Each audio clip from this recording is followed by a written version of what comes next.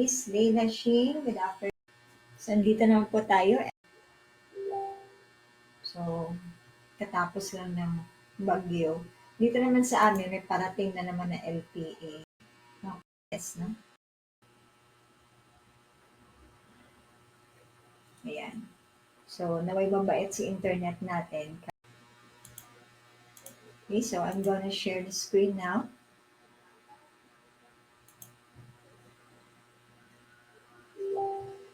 Okay. Okay lang ba audio ko, guys?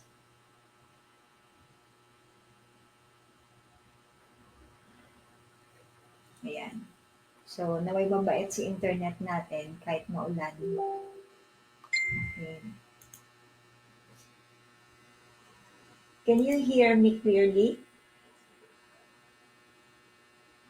Ayan, si Miss Argeline. Okay, thank you. Ayan. Thank you po, Miss Argeline. Ayan. Okay.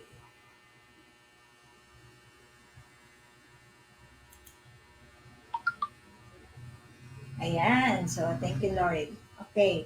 So, gagawa tayo ng bank reconciliation. Okay. So, before we proceed with bank reconciliation, okay, so make sure na yung ire-reconcile ninyo na account is this is it. Okay. Make sure yung account na i-reconcile ninyo, yung bank account, meron kayong available na bank statement. Okay? Kasi ito yung pagbabasehan natin sa ating reconciliation. So from the word reconciliation, so we make sure na lahat ng mga transactions in our bank statement ay na-record din sa QuickBooks. So no missing, no double recording of transactions. Okay? So,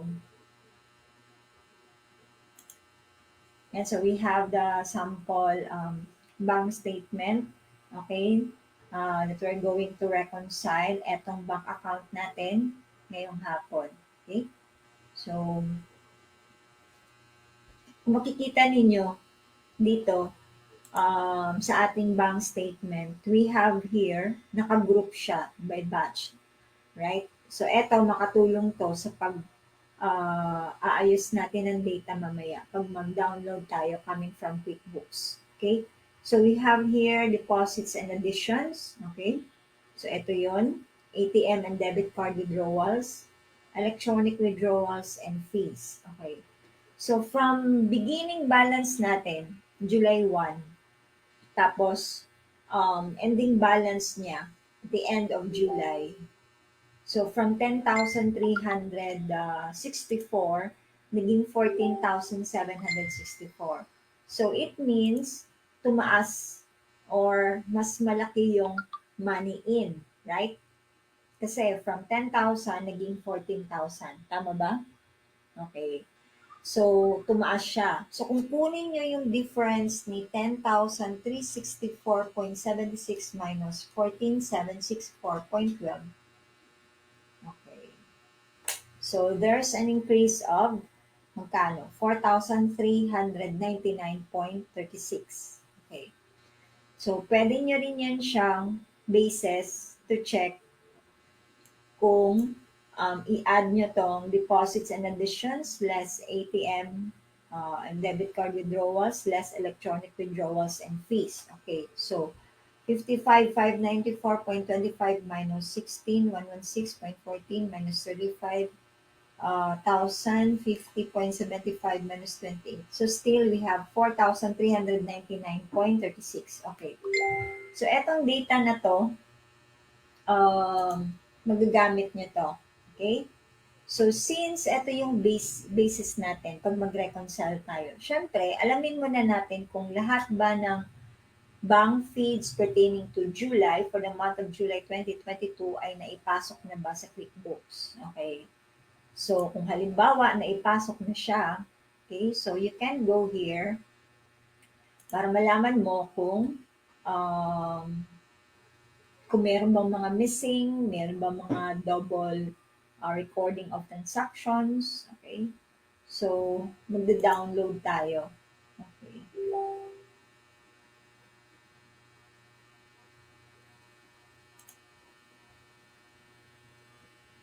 Pupuntahan natin yung account. Kasi i-reconcile nga natin. Alamin natin magkano yung pumasok for the month of July sa loob ni QuickBooks versus doon sa bank statement. Okay, so if this is Chase Checking 7113 that we are going to reconcile, ayan, medyo mabagal yung catch ni internet.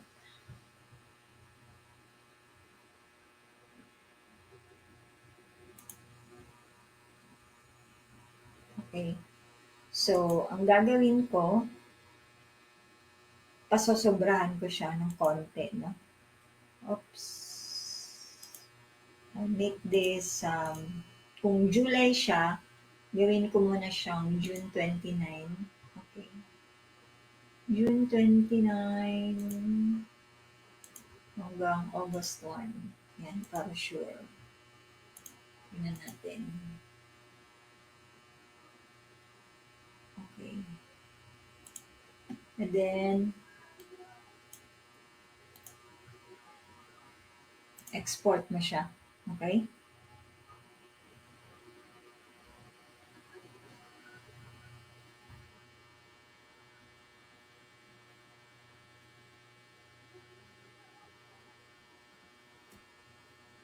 Okay. So, when you open the file,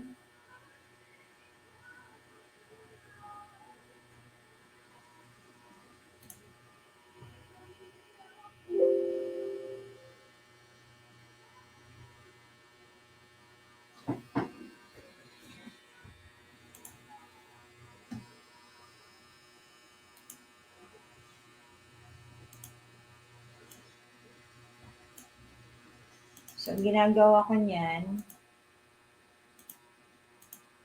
copy ako ng isa, ito yung gagalawin ko, yung sheet 2. Okay.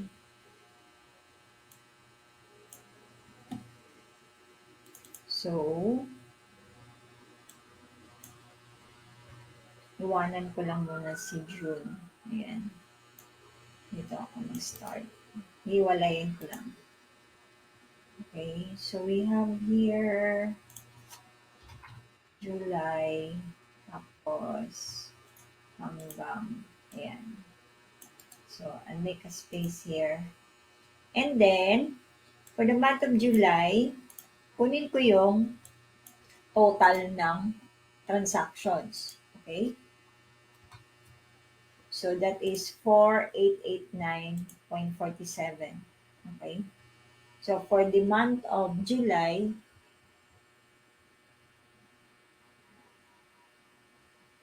that's, kalakihin natin. It's 4889.47. So, this is the net amount. Lahat ng mga deductions, lahat ng mga deposits. Okay. Now, para ma-compare ko kung magkano yung difference, okay, balik tayo doon sa sa bank statement. So, kunin natin yung net amount, 10,364.76 minus 14,764.12. That's 4,399.36. So, ibig sabihin, there's an increase, right? So, 4,399.36. Okay.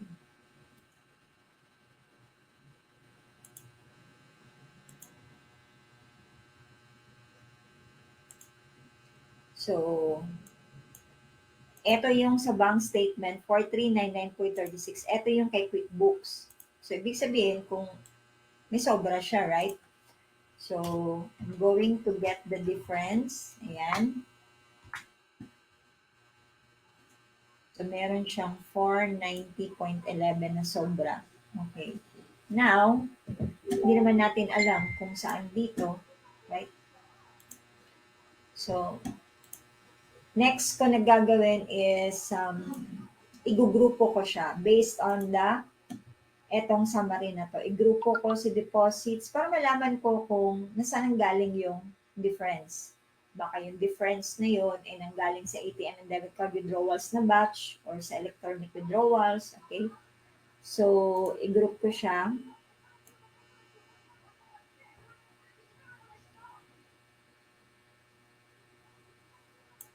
So, J, sort, J. So, etong positive, these are deposits. Ito, coming here, going here. So, 5, makikita nyo to sa baba. Nakita nyo to, no? Nakita nyo yung arrow mismo? Ayan. 55594.25. So, tama tayo. 55594.25. So, kuwang-kuha si deposits. So, done na tayo ka deposits, right? Okay. Ngayon, electronic withdrawals. Okay. So, ganun lang yung gagawin natin. Okay? So, eto, isa-sort ko siya according sa date. July. Sort. D. Okay. Yan, according sa date. So, hanapin ko yung maliliit, 28. So, anong date ni fees? Okay. Isa na yun si 28. 25 and 3, 7, 1, and 7, 8. Okay. 7, 1, 728 expense. Okay. 25.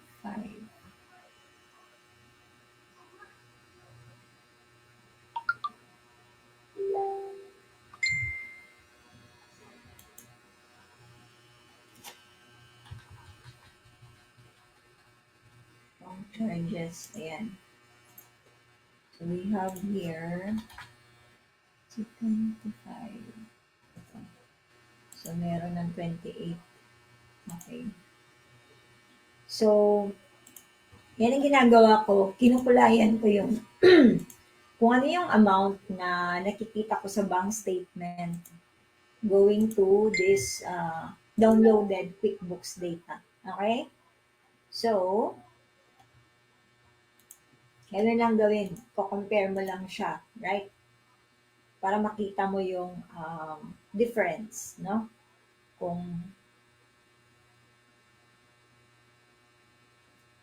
So, based dito, may ginawa na ako. Okay? So, eto pala na amount. We have 2, 3, 4, 21, 60, 67. Okay. Hindi pala to kasali. 2, 3, 4, 21. Ito. So, palabas ko lang siya. Okay. And then we have, so ibig sabihin, hindi siya kasali. Ayan. Kaya lang, meron pang 784.99 na difference. Okay. Malamang, merong ibang transactions coming from June, let's say. Okay. Na hindi pa na-clear. So, we have here, di ba basa mag-bank record na? Kaya kayo, hindi talaga kayo ng charge sa kay client, no? Okay. So, we have here, saan na tayo? So, this is, so 200, 542, Ayun. So the 784.99 coming from June 13. Okay. So we have this one. Ito, 240 to 25. 200. Ito, I mean, mali.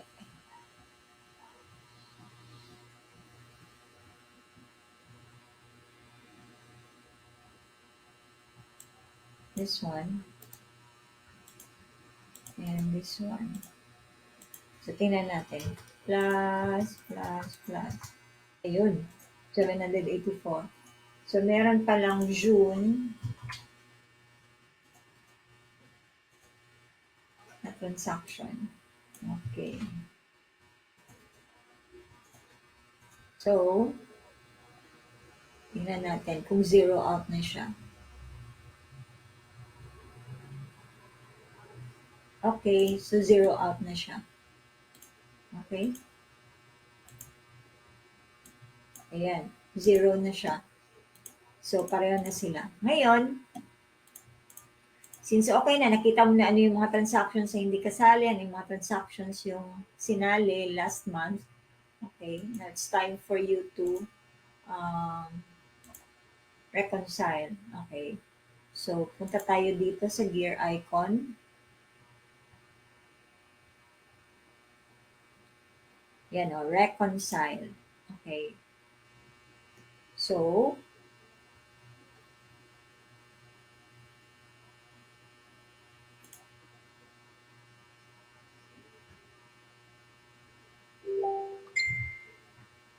dalawang umiikot.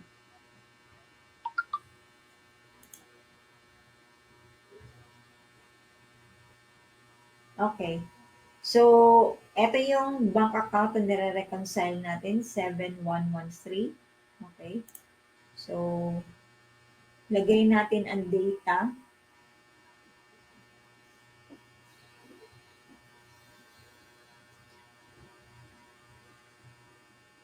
So, we have here 10,364 beginning balance. Magkano yung ending natin?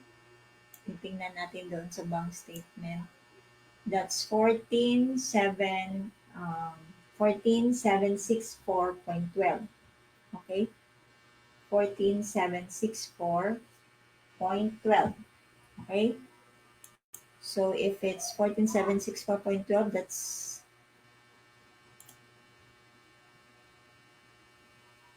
July 29. Okay.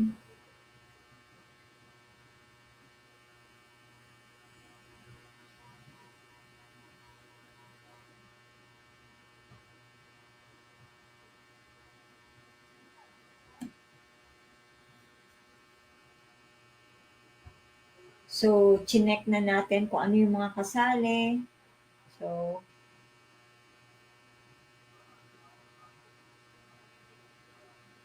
after that, 55,594.25. So, that's the total deposits. Ayan.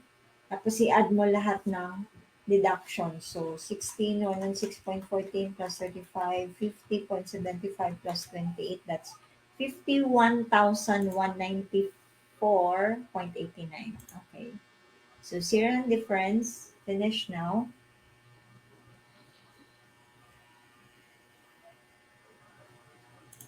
Then you're done. Okay.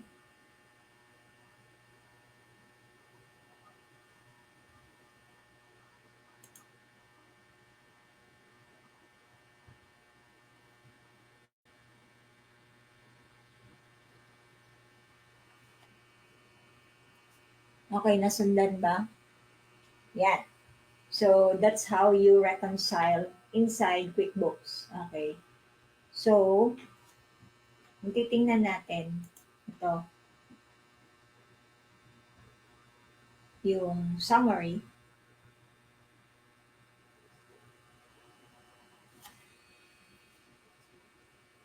Okay.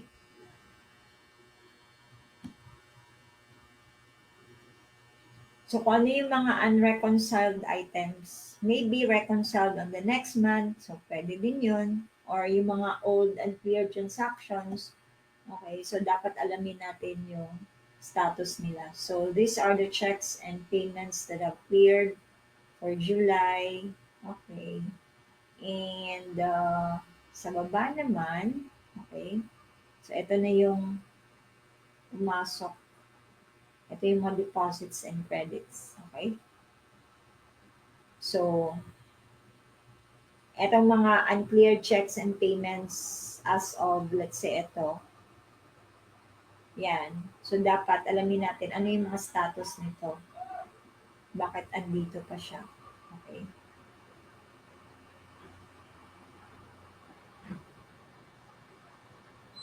Oh my gosh.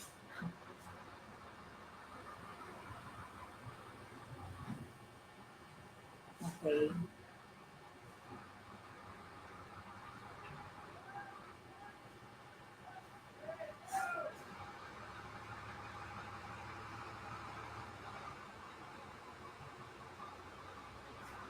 Wait lang guys ha. Parang kinakabahan ko dito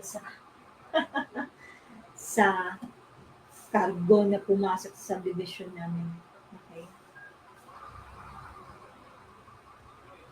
Galing sa solid lines. Nasa medyo maingay pa, no? Okay. So, kung makikita ninyo to, ayan, palagpasin na lang natin. Pati ako, kinakabahan ako kasi may sasakyan sa labas eh.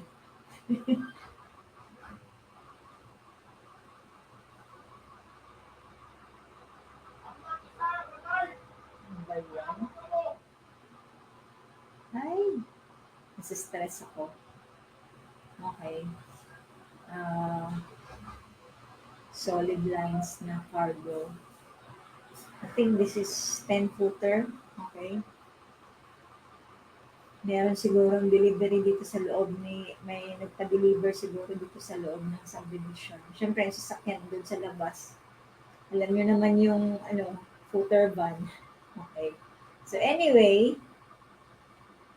ah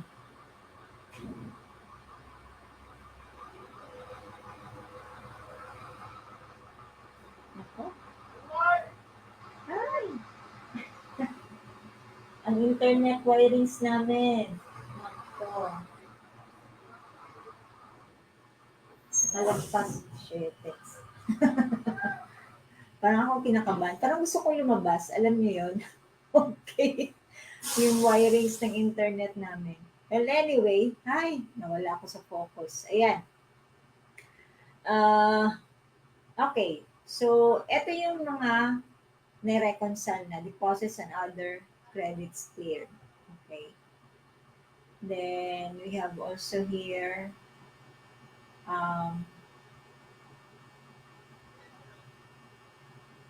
checks and payments cleared. Okay.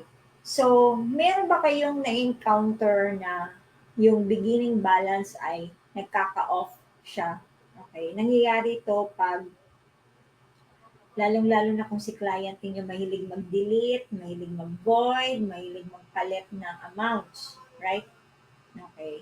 So, let's have a sample here. No? Okay. So, ito na yung mga transactions na reconciled na siya, right? Okay. So, reconciled na siya. Ngayon, shit, ano ba yan? Okay. So, meron tayong gagawin. Ay, naku. So, meron tayong tatanggalin. Meron tayong papalitan ng amount. Meron tayong i-void. Okay? Para malaman niyo yung yung effect. Okay? So, we have here, let's try this one. So, 7/13/2022. So, we have here Halimbawa, eto, si Fenton Home,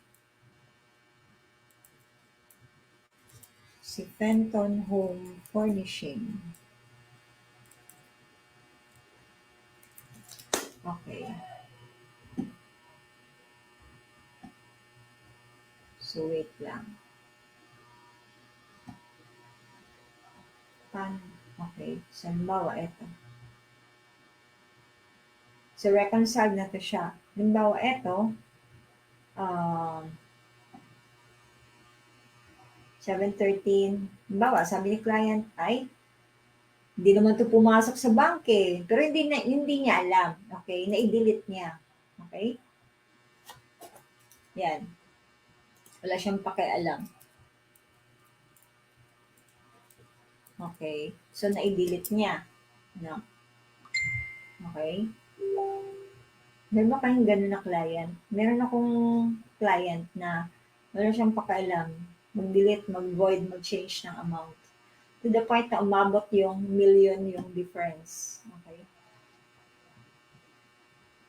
Okay.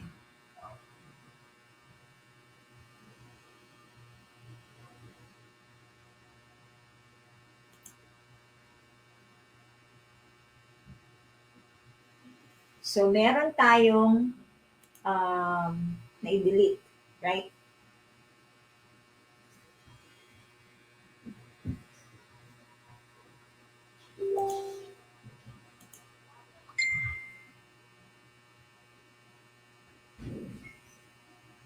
Okay.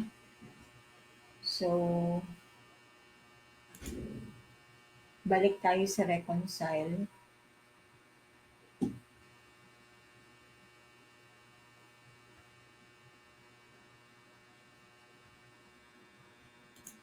Hindi kaya nagalaw yung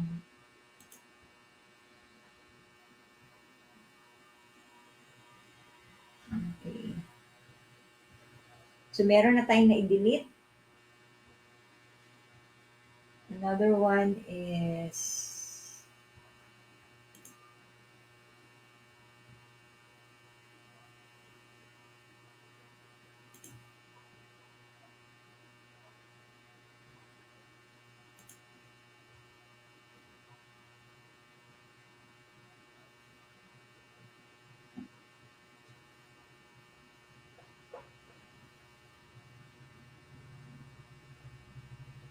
okay, ulitin naman natin.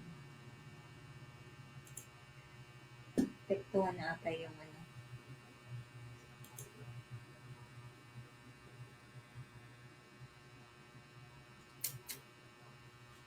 Okay. So, ang sunod na gagawin natin, palitan natin yung amount. Okay?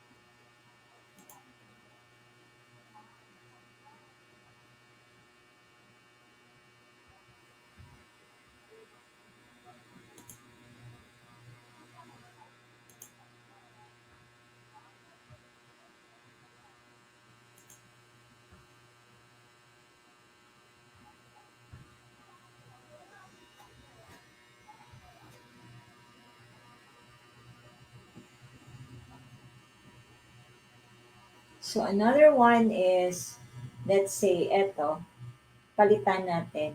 Um, let's see here.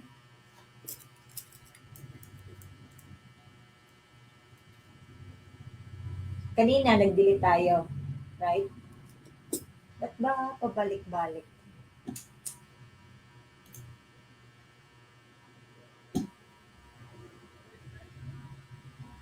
Okay. So, let's go with the summary.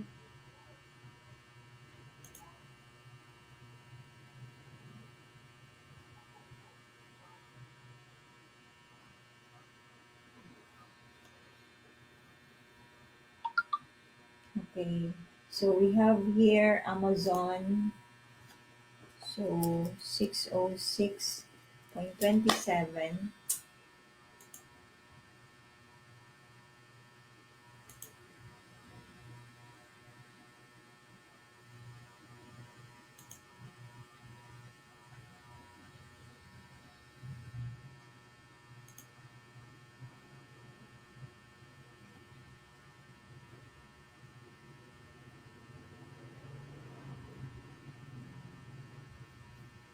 Biglang bumagal yung internet. Dumaan lang yung cargo. Okay. Okay, so let's hear this one. Isa na yun. Eto, halimbawa, palitan natin ito. Okay?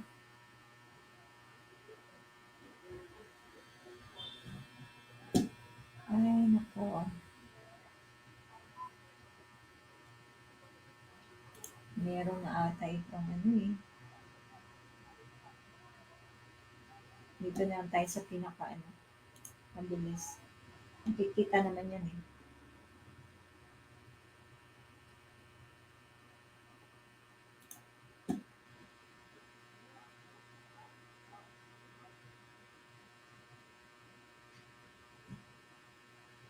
Okay. Sige, natin July. Okay. So, balikan natin si Amazon. Palitan naman natin yung amount. Okay. So, we have here, I think this is the one.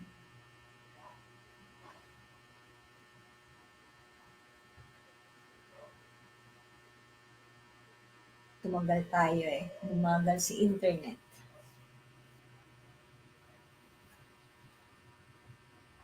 Ngayon lang to. Tayo na mag-open.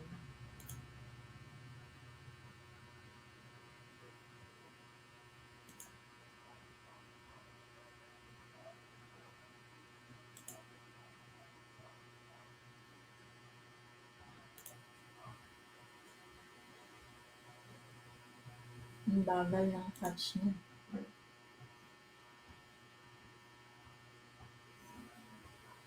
Hindi kaya nagalaw yung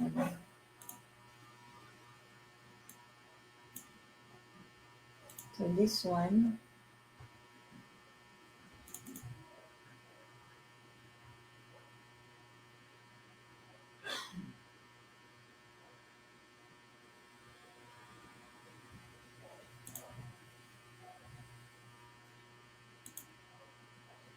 ano ba nangyari? Ay, nakainis naman to.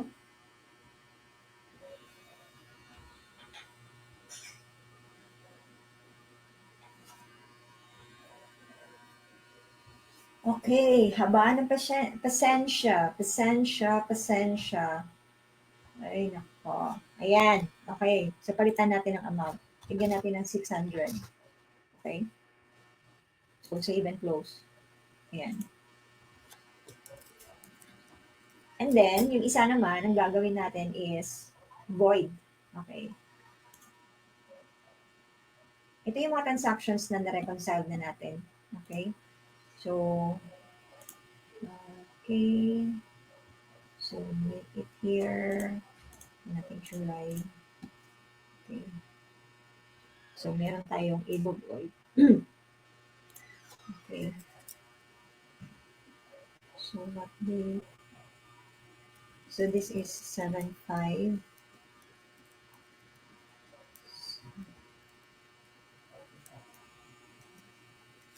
Gagawin natin, tingnan natin. Ito, void. Okay. Ang ano lang sa voiding is, hindi siya magbibigay ng warning na ito ay na-reconcile na siya. Okay? So, kung makikita nyo, meron tayong dinilit, meron tayong binagong amount, meron tayong binoid. Okay. So, may ma-encounter kayo na ganito. Your beginning balance is off by a certain amount. Okay. So, ayan. So, hindi kayo makareconcile unless na-fix nyo to. Okay. So, what we're going to do here is to fix it first. Okay. So, pindutin nyo lang to. We can help you fix it. Ayan. So, bibigyan kayo ng reconciliation discrepancy report. Okay.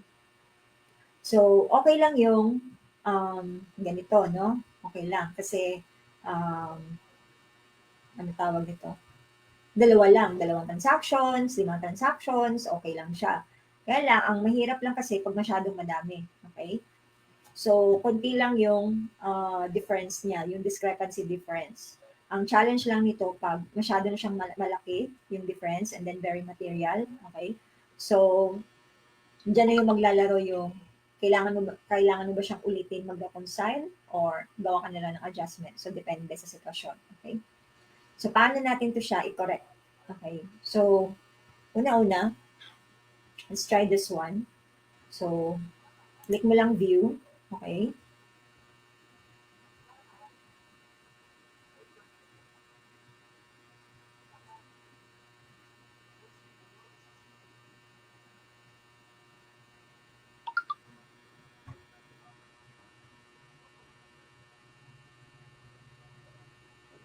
Yan. So, meron siyang history ng transactions. So, malamang dito, ito yung original niya. Okay. So, na-cleared, cleared, and this is reconciled. Pagdating dito sa part, this is voided. So, from 100, ito, 57.50, naging 0 na lang siya. Okay. So, ang gagawin mo, punta ka lang dito. Okay. And then, tanggalin mo lang tong voided. Okay. Kasi ibabalik mo naman siya. And then, you type the amount. Then, you save and close. Okay? Click mo lang yes. Okay. So, kung babalikan natin, ito, it's 583. Okay. So, ang sabi dito, it's deleted. No? Ang kakaiba lang, pag na-delete siya, kailangan mo siyang ipasok ulit. Ipasok yung transaction. Okay? Pwedeng, tulad nito, pag-click mo dito, ito yun siya. Okay? Not cleared, then cleared siya, and then this was reconciled. Okay? Kaya lang, nag-delete siya. So, hindi mo na mabalikan yung transaction, no? So, usually, yung mga na-delete na transaction, bumabalik yan siya sa for review na banking tab. Okay? So, hanapin natin yung C7113. Okay, minsan bumabalik yan siya sa for review. Okay?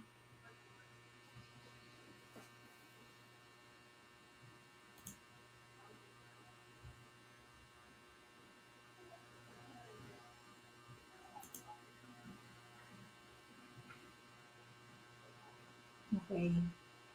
So, eto siya. 583. Tama? Okay. So, papasok mo na lang siya. Ayan. Ito yung i-delete natin. Okay. So, here.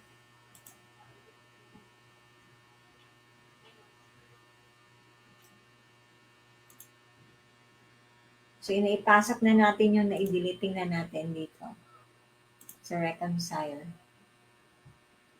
Malalaman mo naman pag eto, 583, okay? Ito yung amount na na-delete natin, right? And then tandaan nyo guys, pag nag-delete kayo ng transaction, dapat i-reconcile ninyo. Ulitin niyo yung last reconciliation niyo. So kung mapapansin nyo, ang last statement na nireconcile natin is July 29, 2022. Okay? So naipasok na natin yung 583, right? Okay. So, ito yung correct balance niya at the end of July, which is 14,764.12. Ulitin niyo lang reconciliation. Re-reconcile. Okay?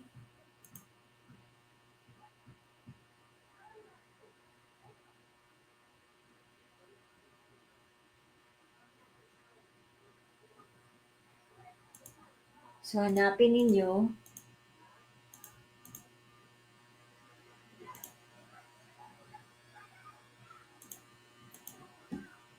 Ayan.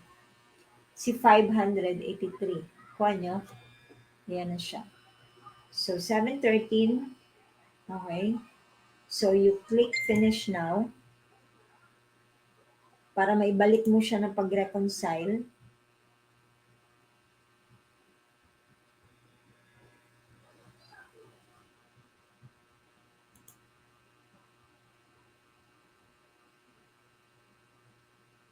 Yan.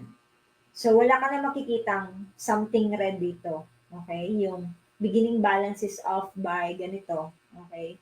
So, you can now proceed to reconcile for the month of August. Kasi malinis na siya. Okay? So, nakuha nyo? Tandaan nyo lang, pag nag-delete or merong mga items na dinelete, balikan ninyo itong nasa banking tab under doon sa account na nire-reconcile nyo. Minsan, lumalabas siya sa For Review tab. Okay. Otherwise, gawin nyo talaga siya ng entry. Makikita nyo naman yun siya sa history, right? Yung history ng transaction. Okay. Makikita nyo naman yan siya. No? Ano yung, tulad kanina, pinakita yung audit log, sino nag-enter, sino nag-entry, kailan siya na-cleared, kailan siya na-reconcile, and then na-delete siya. Okay. So, halimbawa, wala siya dito sa banking tab, then you create the transaction. And then, ipasok mo siya ulit, and then perform reconciliation. Or ulitin nyo lang yung reconciliation. Okay? Pag na-delete nyo yung amount. Okay? Kuha ba? So, ganun lang pag nag-correct ng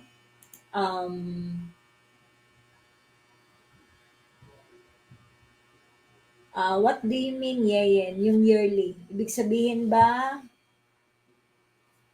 let's say, year 2020, isahin mo na lahat, ganun ba? Let's say, mag-start ka ng reconcile ng 2020.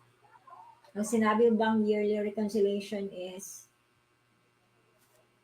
busin mo na agad for the year 2020 pag-reconcile. Tama ba?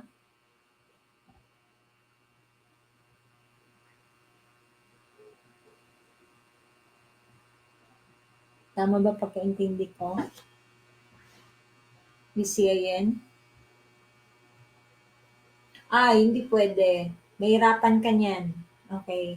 Mahirapan ka na nga sa monthly kaysa yung yearly mo siya. Kasi yung bank statement mo, ginawa yan siyang monthly, no? By batch. Kasi mas madali mo pang makita yung difference. Yung ano yung nagpapahirap sa reconciliation mo. Pag ginawa mo siyang yearly, mas lalo kang mahirapan. Kasi akalain mo naman 12 months in a year, okay? Tapos, bulto-bultuhan yon. So, dapat gawin mo siyang monthly, okay? Kahit na year 2020 pa yan siya.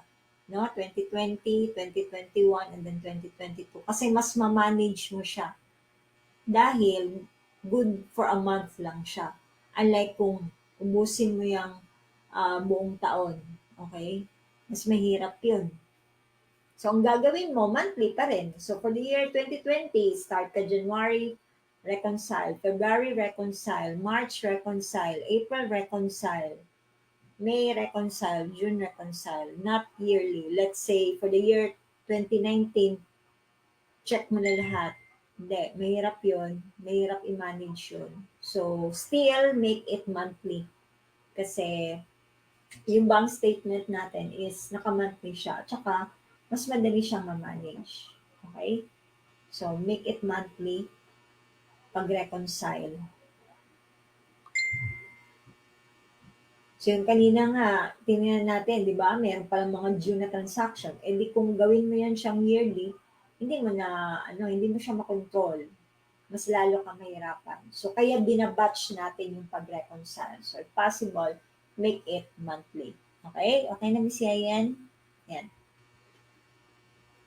So, kung halimbawa, kung naka-accountant version kayo, and then, kung nakita nyo na masyado ng malaki yung um, difference ng beginning balances, let's say, it's 1,000,000, no? Meron ako na-encounter niyan. So, wala kaming choice kundi ulitin namin yung bank reconciliation. Okay? So, pasok lang kayo dito, reconcile, to undo the reconciliation. Okay? Um, so, halimbawa, 7,113. Okay, so you're going to undo the reconciliation, let's say for the year, um, 2021, starting from year 2021, going to 2022. Kasi, ano tawag nito? May problema, okay? Or masyadong malaki yung difference, no? So, kung meron kayong accountant version, makikita nyo, eto, pindutin nyo lang to, batch undo. Okay? Pag pinindot nyo yung batch undo as of December 31, 2021, so starting December 31, 2021 up to kailan kayo last nag-reconcile. Nag-reconcile tayo is July 29, 2022. Okay? Mag-undo yan lahat. So parang back to basic siya. Okay? So parang as if hindi mo siya na-reconcile. Okay? Inando mo lang yung cancellation mo kasi masyado na malaki yung differences. Okay?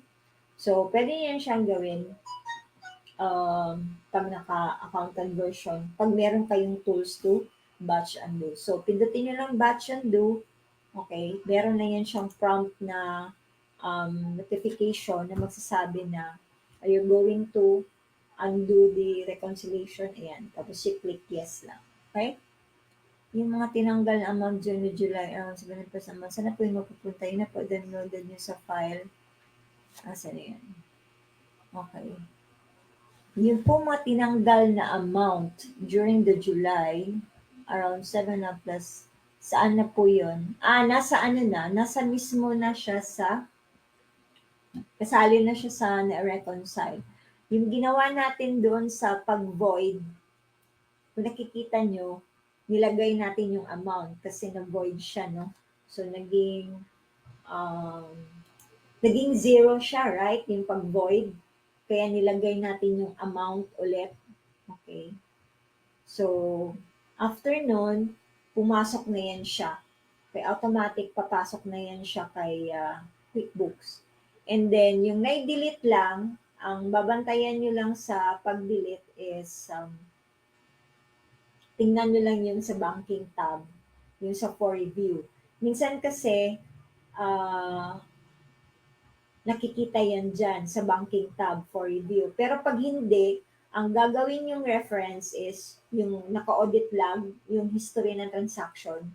Okay, i-input ninyo ang transaction. So, you have to input again pag na-delete yung transaction. Pag hindi nyo siya nakita dun sa banking tab. So, pwede yan siyang gawing reference, no? So, yun na yung kagandaan kasi meron tayong audit log. So, makita mo pa rin yung description, ano yung original na entry bago siya na-delete. So, kopyahin mo na lang yun. Okay? So, yun na lang yung gagawin mo. In case, hindi mo na siya makita dito sa banking tab, dun sa for review. Okay. Kaya lang kasi kanina, nakita natin yung na-delete natin, yung ginawa natin, pinasok natin ulit sa QuickBooks. pinasok natin siya ulit. So, kung makita nyo, in-add natin siya, right? Then, after that, nagre-reconcile tayo. Inulit lang natin ang bank reconciliation. Okay? So, yung last na reconciliation ginawa natin is July 29, right? July 29, 2022. So, inulit lang natin yung reconciliation ng July 29, 2022. Okay? Para maipasok natin yung transaction at ma-reconcile yung na-delete na transaction. So, yan yung catch pag nag-delete tayo ng transaction. Okay? Okay ba, Sir Oscar?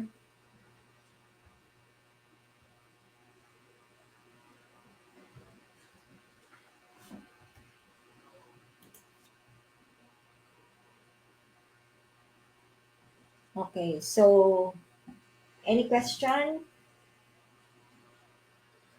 May question pa ba?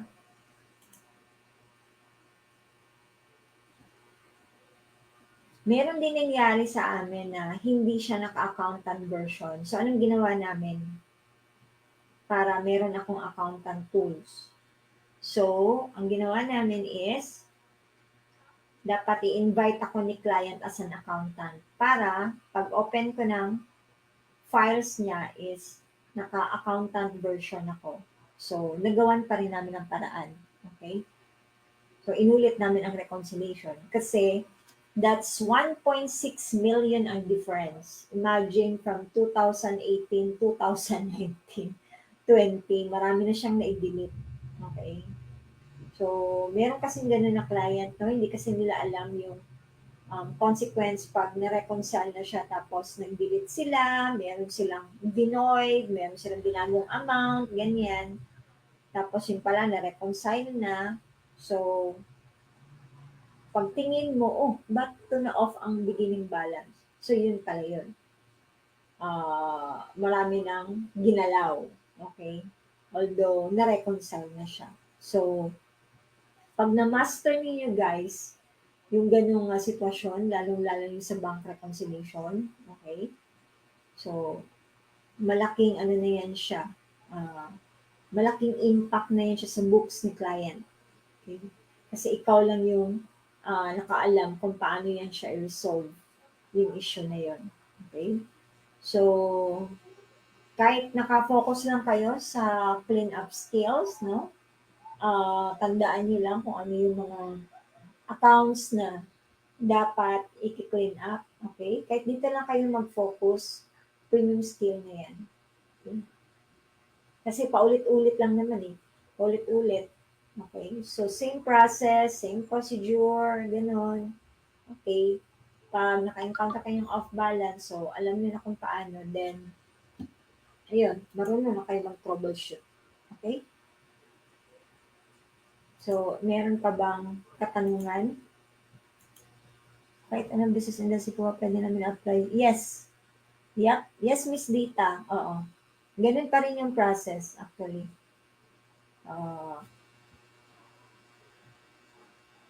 Bank reconciliation, ganun. Paulit-ulit lang yan. Magsawa na kayo. Okay? So, yun na yung babantayan ninyo, no? I-master nyo lang bank, paano mag-bank reconciliation and then how to troubleshoot yung ganung sitwasyon, yung nagde-delete. Ayan, kikita nyo yung off ang beginning balances. Okay.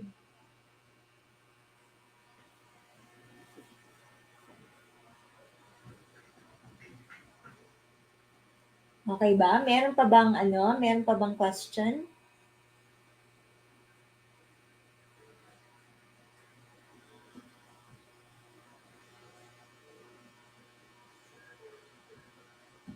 So, any questions? Okay, next week we'll have another session ulit sa ating cleanup series. So, we'll post the topics. Okay, I think nasa undeposited funds ata tayo next week. Okay. So, undeposited funds, ayan. Yan yung account na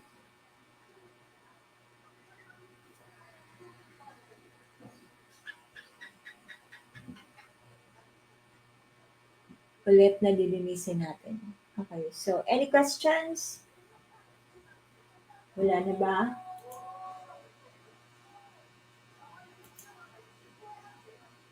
Okay na ba tayo? Okay, same time pa rin. Pag 2 to 3 years sa transaction, think clean up reconcile, magkano ang charge to client. Okay. So, depende yan siya, Zen. Okay, so like I mentioned, kung 2 to 3 years, ano yung magiging basis mo sa pricing? Number one, ilang bank accounts ba yan? Ilang credit card accounts? May PayPal ba? Okay, pag may PayPal na account, so medyo challenging yon, right? And then imagine 2 to 3 years. Okay? So, I suggest, Ms. Zen, you do the diagnostic first. You audit first yung books niya. Okay?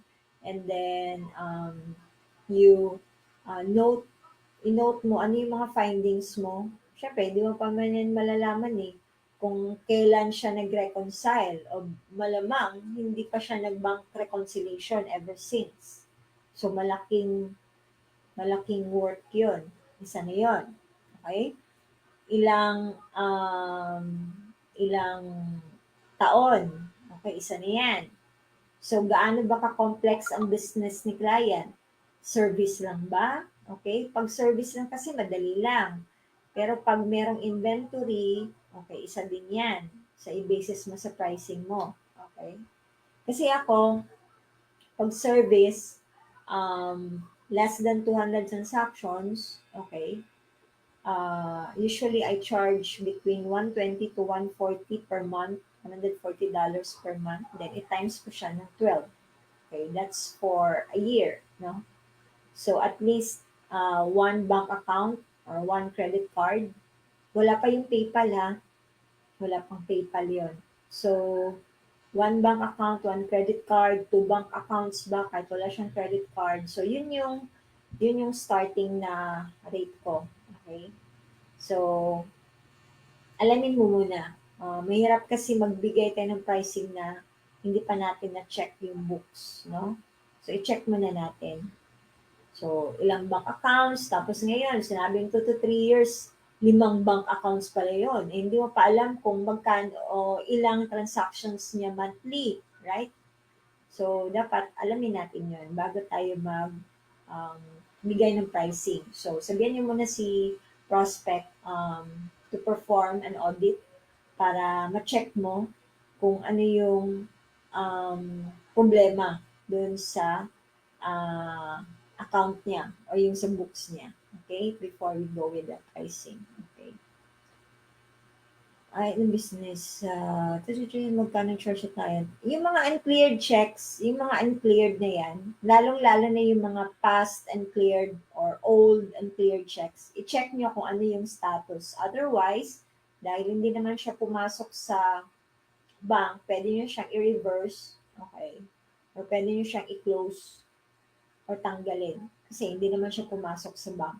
Lalong-lalo na pag, ano na tayo ngayon, July, January, February, March. So, tanggalin na yun. So, alamin muna natin, baka ngayon, double recording pala ng transaction. Meron na palang naipasok na itong checks, kaya lang nagdoble. Okay, that could be. Okay. Or meron pala na hindi naman siya pumasok. So, i-reverse mo lang, gawan mo lang siya ng adjustment para maalis lang siya doon sa account na yun. Okay? So, yan yung mga gagawin natin sa mga old and cleared transactions. Okay?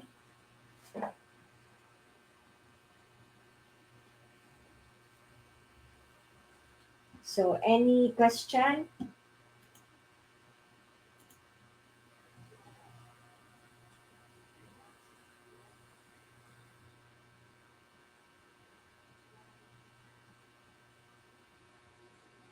Meron pa ba? Okay.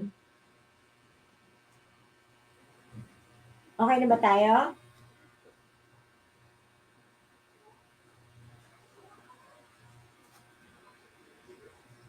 Okay, so we'll have another session next week. So same time, that's Wednesday, 3 p.m. I think undeposited funds naman tayo. Okay. how to clean up undeposited funds. Okay? So, I think wala nang question. Okay? So, see you again next week. Tapusin muna natin yung clean up before we proceed with financial analysis. Okay? And then, kung hahabol tayo before year ends, yan, forecasting activity. Okay? So, unahin muna natin si clean up kasi malapit na naman ng tax season. So, marami naman yung maghahanap ng clean up projects ng client. Okay? Lalong-lalo na sa US. Okay? So, ang tandaan nyo lang, ang major clean up, bank, credit card statements, yan. So, that's the major part. So, PayPal, alamin nyo rin kung paano mag-reconcile ng PayPal. We have also undeposited funds. Ayan. So, yung mga unapplied cash bill expense and cash payment income. So, yun yung mga common, no, na lilinisin. At saka yung mga uncategorized accounts, no. So, yun yung mga major accounts na lilinisin natin. So, i-master nyo lang yan para kung merong ma-offer sa inyo na clean up projects, alam nyo na kung paano. Okay? So, basically, ang pinakamalaking bulk ng work ay nasa bank, credit card, reconciliation, and PayPal. Okay? Tapos guys, routine na yan. Routinary na yan. Paulit-ulit lang yan. Okay? So, ayun. Hanggang sa pwede nyo nang kahit nakapikit kayo, kayang-kaya nyo na yung gawin. Okay?